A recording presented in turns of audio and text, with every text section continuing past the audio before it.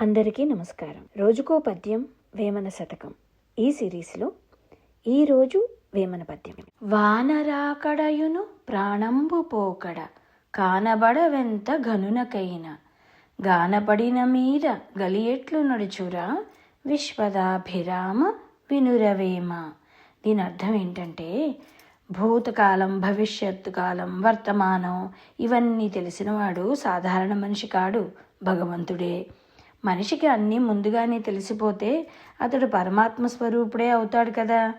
వాన ఎప్పుడు వస్తుందో, ప్రాణం ఎప్పుడు పోతుందో, ఈ కాలగతి ఎలా నడుస్తుందో ఇవన్నీ మనిషికి పూర్తిగా తెలిసి ఉంటే అది ఈ కలియుగం ఎలా అవుతుంది? కలియుగ స్వభావమే అనిశ్చితి. మనిషి పరిమితుడు. తెలియని విషయాలు ఎన్నో ఉన్నాయి. తెలియకపోవడమే మనిషి తత్వం. అన్నీ తెలిసినవాడు దైవం అవుతాడు కదా. అందుకే వేమన గారు మన అహంకారాన్ని తగ్గిస్తూ మన పరిమితిని గ్రహించి వినయంతో జీవించాలి అని సూచిస్తున్నారు.